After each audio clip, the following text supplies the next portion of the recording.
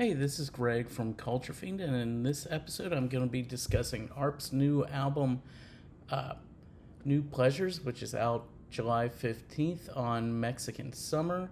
This is ARP's fifth album, and it's a continuation of his Zebra trilogy, which advances the ideas that he began in 2018 on his album Zebra. This album also focuses on ARP's love of ancient keyboards and drum machines and that sort of thing, but to these ears, I kind of had an issue with it because it sounded like it was all recorded via GarageBand on an Apple computer or an iPad. Not that there's anything wrong with recording on GarageBand, but I don't know. There wasn't a whole lot to get attached to this album. The synths on this album are kind of woozy and kind of sickly. The album opens up with a track called The Peripheral, and things kind of go downhill from there. The Peripheral just kind of reminds me of U2 circa Passengers era, 1995-ish. Not that you get too much of a Bono influence on this, but just kind of woozy synths and just kind of spacey. It doesn't really go anywhere. You hear a lot of plinks and plonks, and it's just kind of like, isn't doing it for me. There's kind of an Asian-ish feel to some of the recordings in that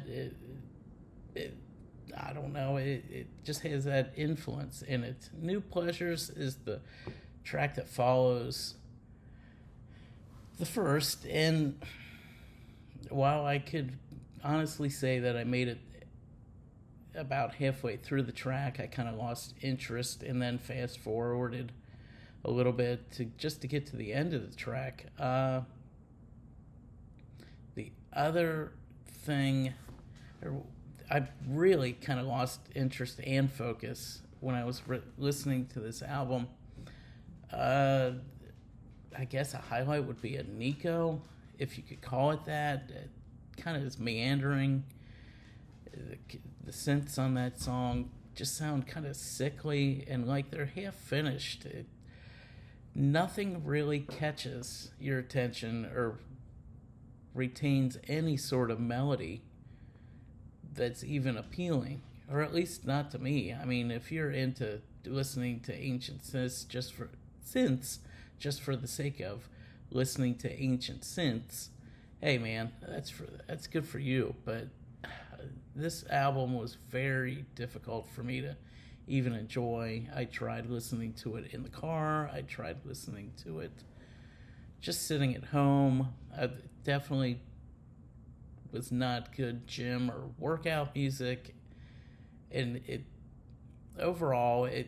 has this just kind of stagnant air about it, the air that you would find in a dentist office where the door hadn't been opened from the night before. It's not an album that you throw on to test out your stereo system and say, hey man, listen to this. It really isn't appealing, and I'm not trying to be rude.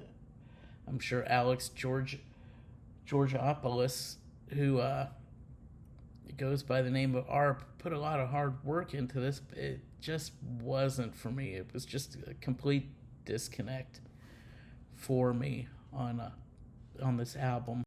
There are some dancier tracks on this album. Trader Dub and Embassy Disco and Les Palace tried to take you to the dance floor, but I don't know if you'll be busting a groove or even motivated to dance to much on this. So this album, I would have to say, would get about 4 out of 10 for me. It just wasn't for me, and it's just easily forgettable. After I listened to it the first couple takes, I was just like, I don't know if I would ever delve into this or look for this album in a collection ever. I don't know. But if it's your thing, give it a listen. Let me know I'm wrong. Tell me what I'm missing. And I would appreciate it. Remember to like and subscribe, and I will try to keep posting music album reviews or just reviews in general. So let's try to keep this thing going, and I will try to stay positive and find some music that I do enjoy. See ya.